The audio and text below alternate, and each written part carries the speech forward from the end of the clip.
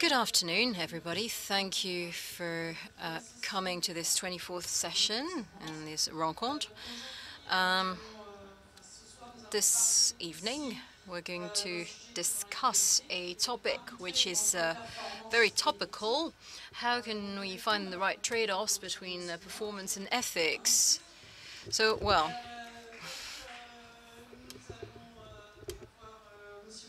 we're going to listen to Patrick Bléton, who's the CEO of the SOAR Group, Nicolas Dubourg, the CEO of ISALT, Philippe Heim from La Banque Postale, Xavier Musca from Crédit Agricole, and Brie Rocher, CEO of the Rocher Group, and together with us as well, Cecilia Garcia Penalosa.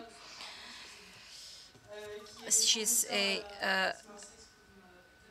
researcher and lecturer at the University of Aix-Marseille, and as well a member of the Cercle des Économistes, and she's going to set the scene. Thank you very much. Hello, everybody. So the question that we're trying to raise today first emerged with the Industrial Revolution and brought about a conflict between the search for profit and profitability and, on the other hand, ethics. There is an important milestone in the second half of the 19th century when child labor was banned, and for many historians in social history, that was the landmark of the ethical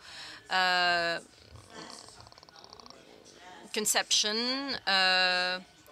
So in the industry in France, in England, because, you know, they were very useful. Children were very useful. They had small hands. They were very nimble. What can come as a surprise when you look into this is that at that moment in time, which was viewed as might have appeared as a contradiction, became a source of prosperity. Not having children work will make them available for school, to get an education, and to make for a potential labor force that will be more skilled and will make it possible to enhance productivity. So, then a conflict of the same type, same as for child labor. There was another conflict with the elite, the doctors, and the opinion leaders that were opposed. So, and what's interesting to look at is how these conflicts and the attempt to solve these conflicts entailed. And I'd like to underline 3 points. First, there was a growing awareness of the civil society on ethics behind production. A good is no longer to be thought in terms of productivity, but the consumer becomes aware of the whole dynamics behind the production of that good. And these consumers that are interested in the ethical considerations behind what they consume, well, that was made possible through globalization. Globalization has changed the way we produce, and it has actually diminished the capacity for states to regulate. And hence, that awareness that was associated with a capacity to act. And companies and consumers have a much more direct link than in the past, and they're starting to have common concerns. And for some as some of our speakers will no doubt say, that dichotomy between performance and ethics no longer exists, because the search for performance is actually should go hand in hand with ethics. But I'd like to wrap up this introduction with a question seen from the vantage point of the civil society that are interested in the ethical aspects of the products they're going to buy. To what extent can they trust the companies in terms of their values, and to what extent defending an ethical viewpoint can be a new weapon in the search for performance? So, which could be really tantamount to ethical washing.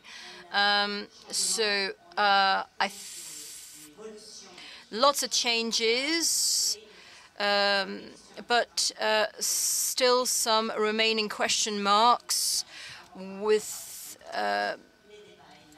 so what's the level, what's the degree of awareness of many companies? So still many questions to raise. Can we give the floor to Nicolas Dubourg to come back to this notion of corporate social responsibility? Has it changed over time? What is your take on this as a CEO? Well, thank you for this opportunity to share my views. I'm very pleased to be with you and very honored to kickstart this debate. I'm going to speak as an investor, and more specifically a long-term investor. A few words about Isalt. It is It's a management company that manages an equity loan. So we've decided to invest in a number of companies, just to name a few: SEB, Valeo, Arkema, but also some startup companies such as Believe. The specificity, and this is where it dovetails nicely with today's debate, is that the amount we invest in each company is highly significant, and we sit on their board of directors. So what is really our added value through our investments is to bring stability and governance practices, besides the money we invest, of course. So we are here as because we also are observers, since we sit on the boards of directors, but we also have something to say about corporate social responsibility. Well, CSR has been really a determining factor. We went from the maximization of profit and return for shareholders. We've moved on to ethical considerations. So we've enhanced compliance and risk management. That's very important, and that actually is in relation with a lot of topics that have been touched upon before. There is a duty for every company to abide by a number of rules, notably to avoid some controversies that could be detrimental to value, because these companies, of course, need to generate value. Our vision at Isalt is that the companies that will prove to be the winners in the future are the companies that will integrate a CSR approach in their business model, in their organization, and in their strategic orientation in the long run. So this requires a number of things for these companies: to be innovative, to be bold, and to make strong commitments in a 360-degree manner. That's to say, in terms of supply, in terms of how they do it over time, following the evolutions on the market, and also thinking of climate and natural resources. Commitment in terms of gender equality, diversity, and commitment to the whole value chain, with which they need to converge in terms of modus operandi. So it is not an easy thing to do. It requires commitments and a lot of effort. But from our perspective, it's good news, and a lot of French companies have understood that it was in their interest to do it. Just one indication.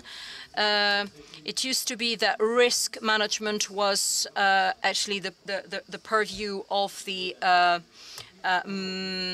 management committee. Currently, innovation and sustainability committees tend to be set up by companies. So the question of global corporate responsibility and of the products and markets that are going to be tackled are now managed within these committees. So those are a few general considerations which I deem to be important, looking at the situation seen from the vantage points of companies. You only have a few seconds left. So my second belief is that there cannot be any responsible companies, any responsible company without a responsible shareholder. So I'll be very quick on 2 points. What does it mean? It means that investors that finance the transformation of these companies, and the companies in question, actually we're talking about all companies potentially, and that are have integrated sustainability in their model and in their capital. And it's also companies that have decided to take that path, to follow that path. For example, we have industrial companies in our portfolio that are very clear about that. And as an investor, we need to be watchful. We don't want to give a blank check to anybody. We have to monitor these transformations. Do they really materialize? So we started from a situation which was about ESG, which was basically a box-ticking exercise towards a more dynamic ESG, in which we need to monitor companies' performance. So as a long-term investor, we have values. I don't know if we can call them ethics, but there's no incompatibility with corporate social responsibility or performance. I'll ask Brice Rocher, who is the CEO of a consumer good company that has footholds around the world, what his take is on these matters. Well, I think it's about planets being aligned. So it's about convergence, but it's not only about finance. We could talk about tax system or legal framework and responsibility of tax authorities and legal authorities towards consumers. So in amongst our brands, there's Petit Bateau, and we during the pandemic we started to make cloth face masks, and we gave them. That decision that we made is unusual, and it's not tax deductible. So even if there is convergence, there's still, we still have our work cut out for ourselves. I'm fortunate enough to be a project manager for appointed by the government on managerial responsibility, and I noted that there is a trend, and proof of this is a recent measure that we all heard about in the media. The wages of managers that have had a low rate of, the remuneration of CEOs was going down, but actually shareholders withdrew their support on the reduction of remuneration, went down 10 points, that acceptance rate. Larry Flink, who is the head of BlackRock, that recommended to companies to follow standards on climate. And it was more than a recommendation. If companies did not follow BlackRock's standards on climate, that is quite unusual, and we could never have imagined that happening in the past. So they said that they wouldn't vote for the remuneration of CEOs if companies did not abide by the BlackRock standards on climate. So I think we need to factor in private citizens' expectations, and that's a good thing. But to that end, we'll have to take back control on extra financial or non-financial information. Companies are really drowned under regulation and standards, and we ask even more of them, more and more. So we need standards to move forward, and I can see the water bottles that we've used all day long. Well, we need standards to move forward and to meet the objectives that we all want to reach. From that perspective, I think the role of states will be essential. Without the state, we won't be able to make it. There are too many standards, too many sets of references or frameworks on the same topic to make it work. And I think the EU has a duty to be proactive on this matter. And I'll wrap up by talking about how we can reconcile performance and ethics. How can you generate performance whilst being more and more ethically committed? If the burden is not on the planet, then someone has to bear the brunt. The reality is that it's the role of managers. It is our job as managers. As CEOs, we have to reconcile performance and ethics. We need to digitize our business models. Digitization comes at a cost, hoping for payback over time.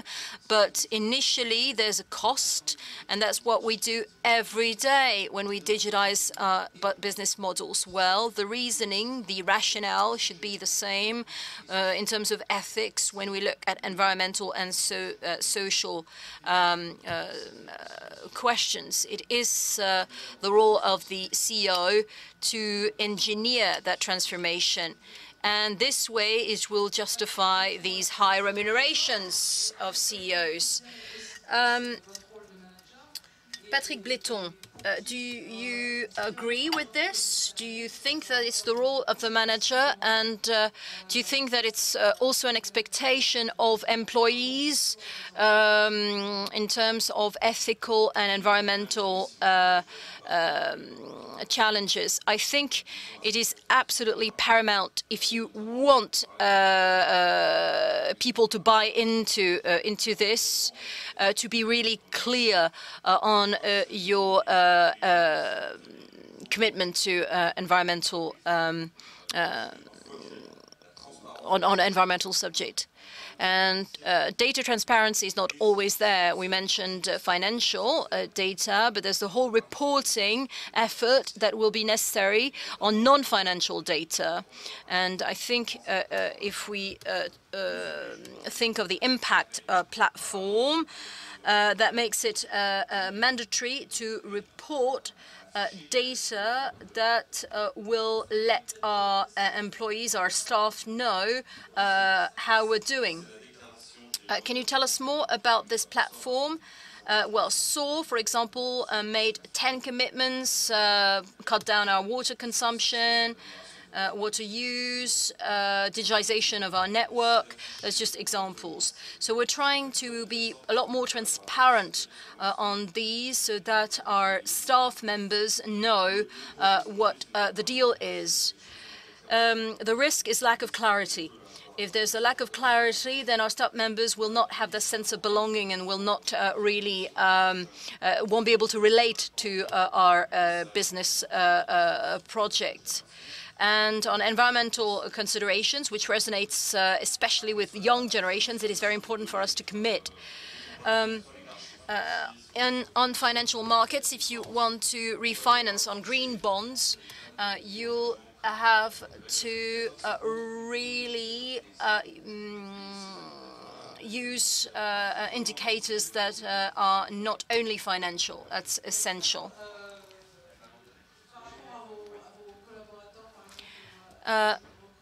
In terms of your staff and when you recruit talents, have you been able to set up a communication and indicators?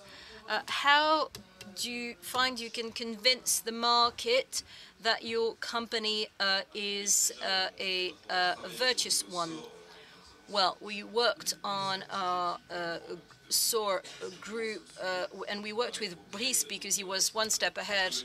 How could we become a company with a mission statement? I think in France, the more water you use, the more leakage you have, the more subsidies you get. So, and in terms of digitization and improving the network, well, we've digitized the network so that we could monitor our water network and contribute a real data and be totally transparent. May I? I think there are 3 basic rules to convince. Number 1, deeds. Number 2, deeds. Number 3, deeds. So it's all action. That's really what matters. In the banking sector, Xavier Muscat, Philippe Haim, how does that translate?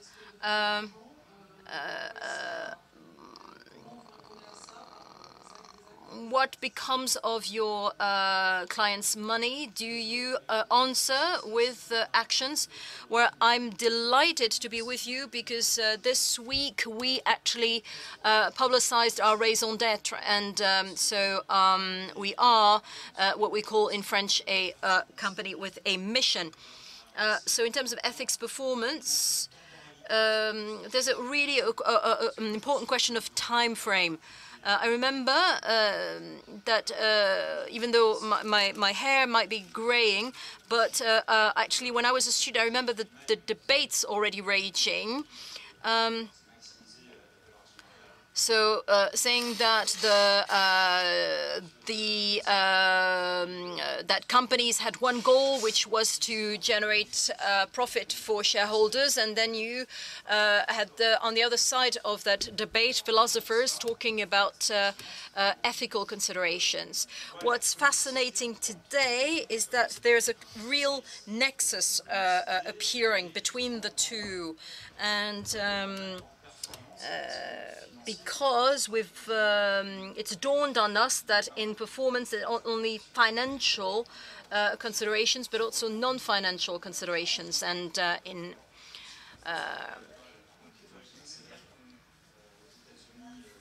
so in the US in August 2019 apparently the whole US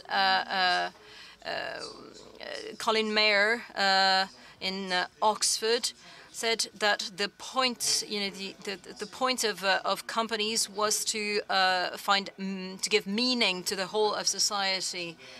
There cannot be value creation, sustainable value creation without ethical considerations. As Cecilia said, we've enjoyed a growth model for the last 20 years in China and emerging countries. There has been significant profit in terms of purchasing power, but even though we've lifted people out of poverty, there is a growing frustration on the part of middle classes that feel they've lost in status. So there cannot be any economic growth without buoyant local areas. And before the pandemic, there was the Yellow Vest movement. So you have to make sure that the social fabric and local areas are really prosperous. So there is the fact that there's the depletion of natural resources that are also to factor in. So all these elements are elements we've included in our raison d'être as a bank. So what is your raison d'être? Well, it is to participate in a positive and tangible manner to all fair transitions. The fact of enshrining it in our raison d'être is is a real organizational transformation. It's independent third parties that are going to challenge us and see if we make good on our commitments. So it's about, yeah, I agree. It's about deeds, deeds, deeds. For the whole of society, for all our staff, for our customers. So I could give you many examples of measures, but I will give you just one example of a measure that clearly points to the transformation of our work as bankers. Managing risks. We manage risks. Within the risk management committee, we monitor the risks we take and the impact on profitability. So we integrated a global risk impact indicator. So yes, it is about actions and not words. Xavier Muscat, what's your take on this? And there's a lot of talk about environmental responsibility. So in British Columbia and Canada, there's a heat wave. There are concerns about about climate change, but ethics is also about moral responsibility. How can companies assume that moral responsibility and try to stay true to values? Maybe I'll start with a paradox. There are a few sectors, like banks, where society does not require massive commitments. Do not blame us with, do not overwhelm us with very strict rules, so that we can protect our investors, our customers, against one another because consumers' rules are very exacting. And so that we also participate in in general missions for the popular interests. But because it's a paradox and because society imposes us this mass of obligation, do we have extra moral obligations that we should comply with? Well, of course, the answer is yes, and it won't come as a shock. In Crédit Agricole, we talked about our raison d'être, and it is to serve our customers and society, which is a very broad scale, maybe a rather philosophical one. So I'm going to give you a few examples. Now, to serve our customers, what does it mean? Well, it means to sell our customers products that we know very well. This might be mundane, but some American banks sell crypto assets to their customers, and we do not understand them, so we do not sell them, and we do not promote them.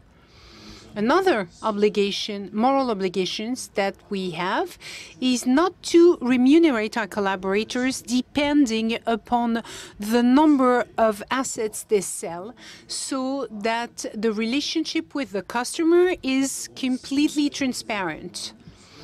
We also have abnormal management acts like BRIS. We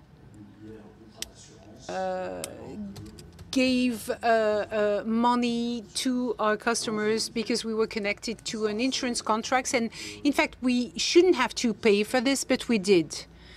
So you might tell me that I feel ashamed because I have extraordinary profits, and so I'm trying to look committed.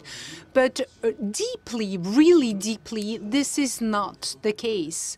We believe this is part of our model. It is the essence, the gist of our model. That is to be a universal bank, so that we think we must be present in any type of territories, even the difficult ones, that we must offer products to all our customers, and we must have a range of products at a fair price for any type of customers. Maybe some of these products won't be profitable. I'm talking about agricultural insurance, for instance, because some of our customers need those products. And because of the difficult climate conditions, we've seen that very clearly. So this is what defines our societal commitment.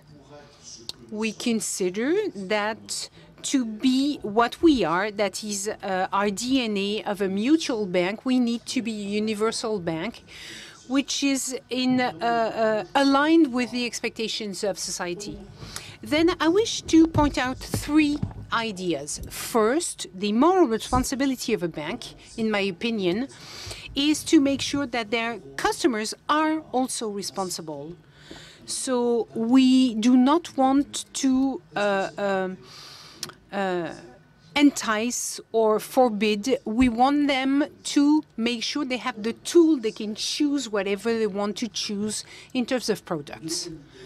The second notion is that ethics is not a code. We were talking about that just previously before the meeting. So it's not a code telling you this is what's forbidden and what's not, because that's not ethics. Ethics is the permanent questioning you have about what your mission are, and do you have the adequate means to develop the missions. Now, if you're not asking yourself this, you're not talking about ethics. And then final point is that ethics also suppose some sort of self-limitation. Today, to be perfectly clear, I'm quite worried. We talked about BlackRock earlier, And I do not wish to criticize a great competitor, but in fact, I feel slightly embarrassed because I see that asset managers or banks are asked to say what is a fair environmental transition. And this would suppose huge arbitration concerning purchasing power, growth, ecological transition. Who are we to give our opinion in such a way? We're not legitimate. The only legitimacy is a democratic one.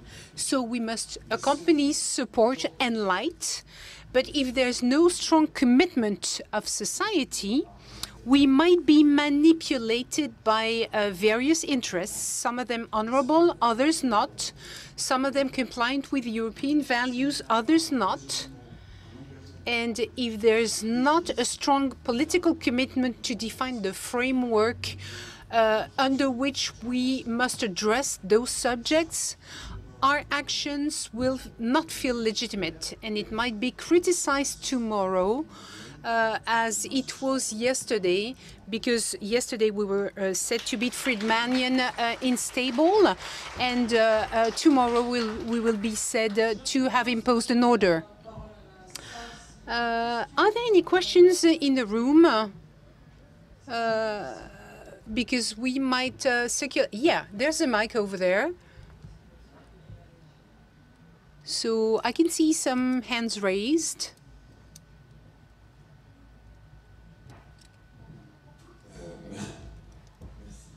Thank you.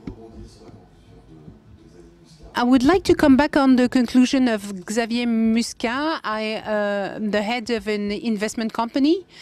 And I was previously on a company focusing on development.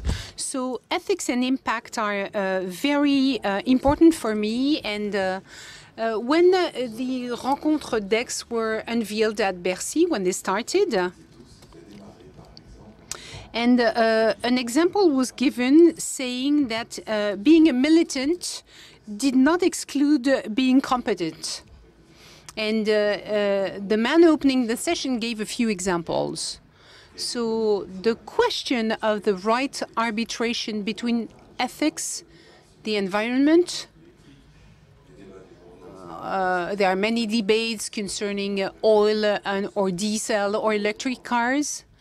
But when I concur with Mr. Muscat, is that it's very dangerous not to ask ourselves question. We are aware of a few things we should fight for, but deeds, I agree with that. But we need to have knowledge, measured knowledge. For example, we cannot have growth. I'm thinking about developing countries. Well, in Europe, it's quite simpler because we need to decarbonize. But there's also the planet. So what about the arbitration between degrowth or growth and decarbonization? So I think it's very important to make sure that this transition is handled scientifically. Otherwise, obscurantism might take over. And we might switch into some sort of a totalitarian regime. Do you wish to react? Brice? Yes. First, there's the climate risk, which is for sure right now. And we have to... Nicolas, sorry. And the second point, and that's because I'm an optimistic, when you see some companies and the way they decide how they will proceed, well, in fact, they know which way to take to answer the expectations of their customers, but also expectations concerning the climate. So we have to follow them, accompany them. But if you have a look at them, there are many companies that are on the right path and that wish to commit and act. it's going to be difficult, but we have to accompany them, and we must rely on some sort of an optimistic viewpoint. Someone else? Brice Rocher, yeah? Oh, Mr. Muscat. Yes, an example concerning climate. At Crédit Agricole, we chose to say there's a reference scenario, which is that of the Paris Agreement. It's been validated by the government, and it's legitimate. There are other scenarios, such as IAE. So there are multiple scenarios that we're facing, which raise multiple questions coming from NGOs, civil societies, investors, that might ask you to do more or less. So what we decided is that a scenario is legitimate because it was supported by France and Europe. And so I will be trying to align with this scenario. And this is the answer we're trying to give.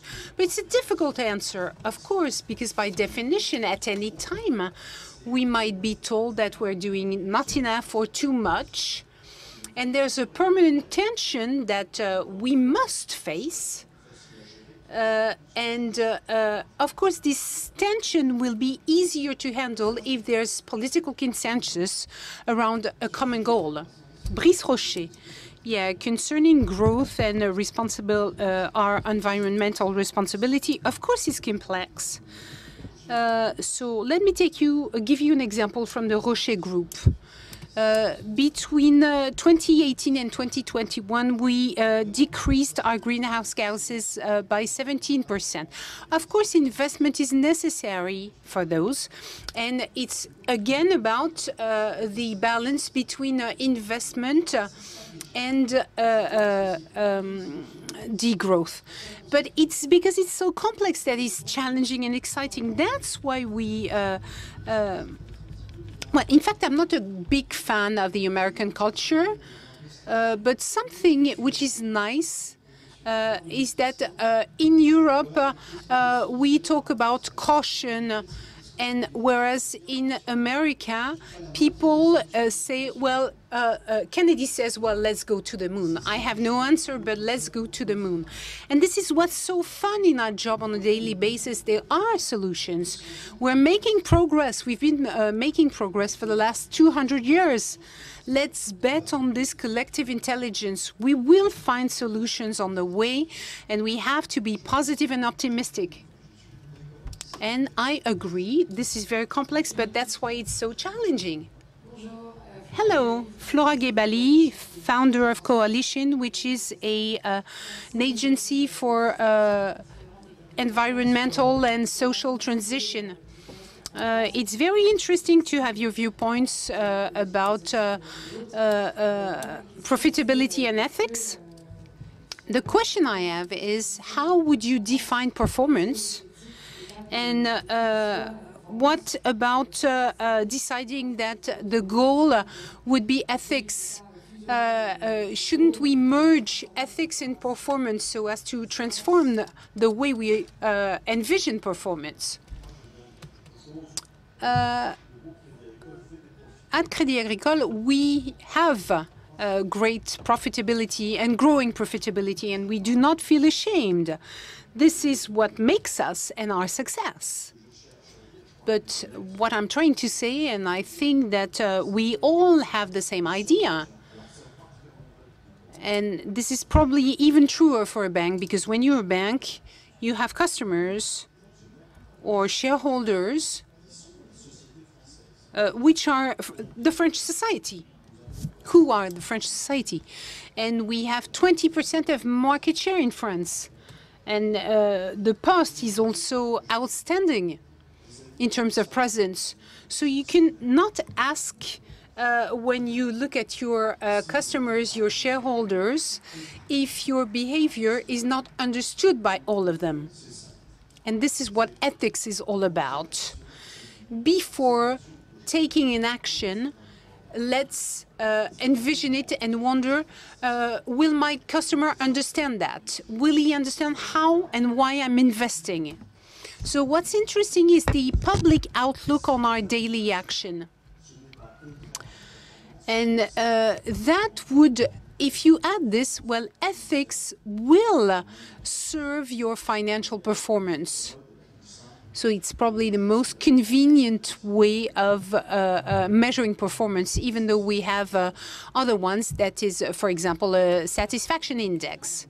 Are there any yeah, in fact, I agree with what you just say. We have to reconcile raison d'être and economic performance. And then this is a virtuous circle because you increase your raison d'être, but also your performance. So we have to merge both. It's complex, but I think this is how we will manage. Patrick Bléton. Yes, I wish to add that this transformation will need to rely upon companies. So the investment will be reinvested, and shareholders understand that. So we need also proof of facts for our employees, our collaborators, our shareholders. Are there any other questions in the room?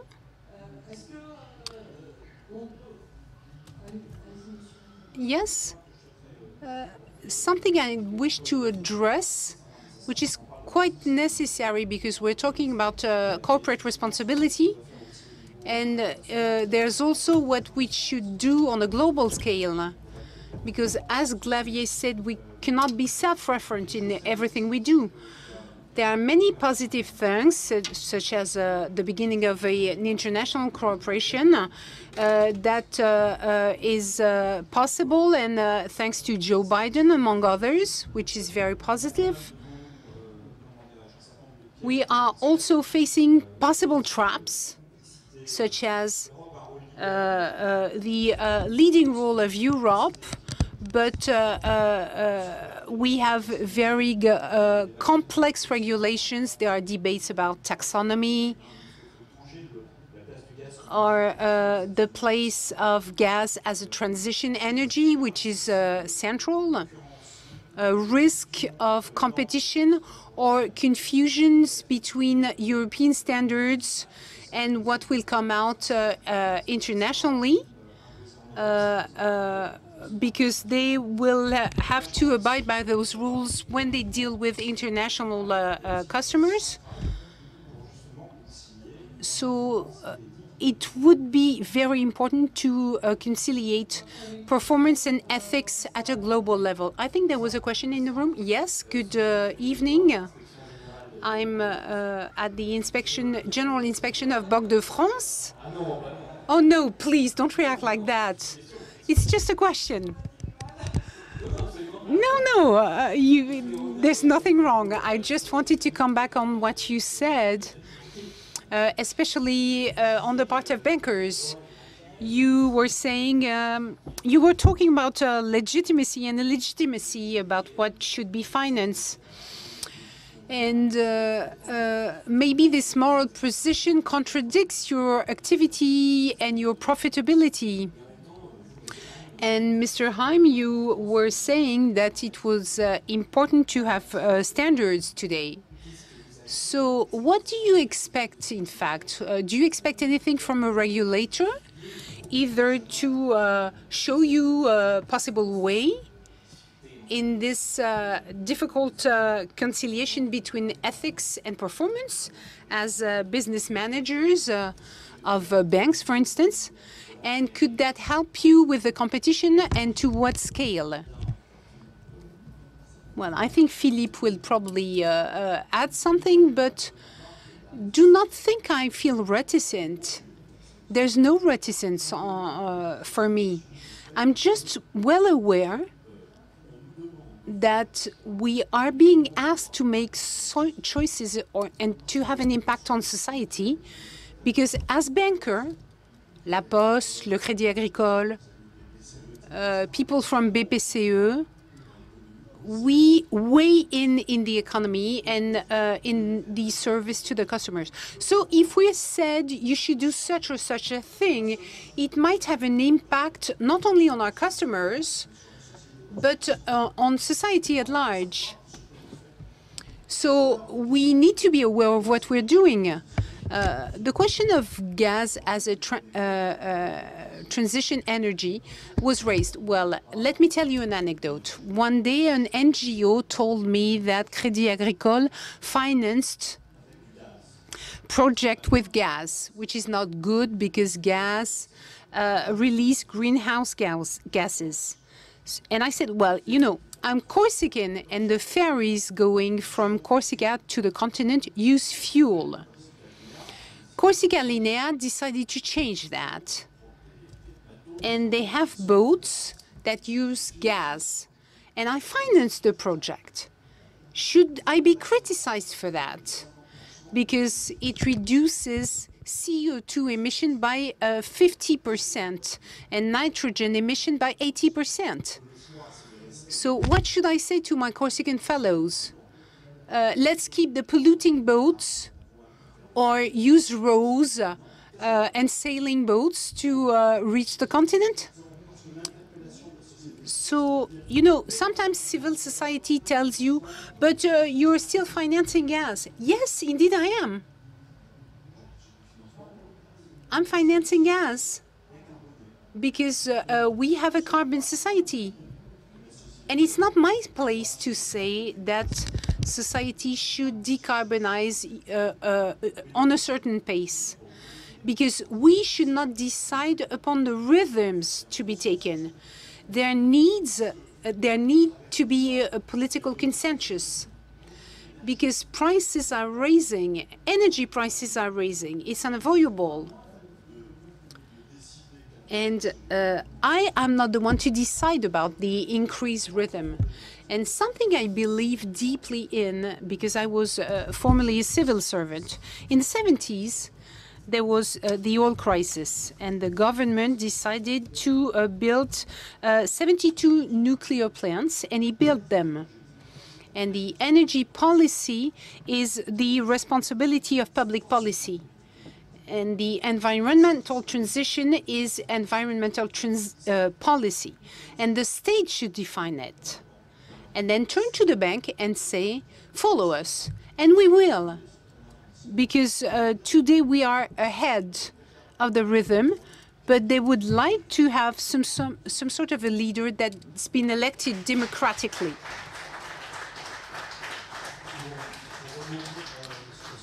Yes. I also think that we should not mistake speed for precipitation.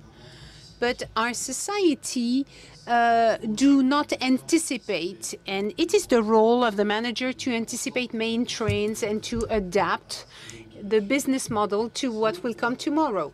Otherwise, we're running into a wall. So I would like you to talk about corporate social responsibility. In fact, for responsibility in English, you can say responsibility or liability. Responsibility is about morals. Liability is about legal. And in French, it was not translated correctly. Another question in the room, and then we'll wrap up. Hello, Bertrand Picard, Fondation Solar Impulse. I would like to come back to what Xavier Muscat said, because I think it's quite interesting. In order to move forward, in fact, the states should give a direction. But I also think that the states won't go far enough if they do not feel supported. And managers, bankers, entrepreneurs, industrials should support them. And if you all support them and say, we wish to act quickly, well, maybe the states will act more quickly. If you follow them, maybe they will move at minimal speed because they are afraid of not being re-elected. They are afraid of civil reactions, such as yellow jackets. So if you encourage them to go further, it will be a win-win, I think. Thank you. Anyone wishes to react? I just wish to give an example. That is the choice of Groupe La Poste because we wish to anticipate, and there's a transformation which is the collapse of the mail and the boom of e-commerce. So we had a strategic decision that is to decarbonize the last kilometer.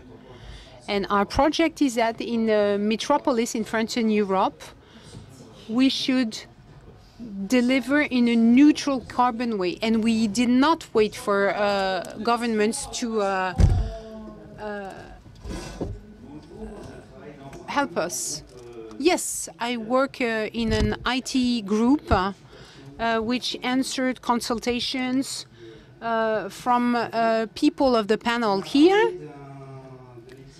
We talked about ethics and employees for our customers, but we did not talk about suppliers. And my teams told me that CSR has become something that was taken into account. Now, what do you think about this parameter, that is suppliers, how to choose your suppliers? Because today, my teams are working on this. And finally, it's only maybe 5% of the decision. And the choice of the supplier is about prices or quality of the product in the best cases. But the impact of CSR is not taken into account. I'm sorry, but we only have 4 minutes left. Well, concerning the choice of suppliers, we consider all of them, and concerning water, for example, you cannot apply to a coal for tender if you are not transparent. So I think there's a correlation between what you're doing and what we require from you. And I think you're on the right path, really. Mr. Rocher, concerning the choice of supplier, I think you're perfectly right. But the thing is that in the future, some companies will try and consolidate their suppliers because they will increase their level of demand. But I think you are completely right in what you said. Is there one last question to wrap up the session? Okay. Do you wish to conclude or... Yeah, let me tell you something. I think that the raison d'être of a company for collaborators is that they feel happy in a company. And the raison d'être of a company is that men and women must feel very happy in this company. Thank you for the nice comparison. And we'll wrap up the session. Thank you all for your participation and for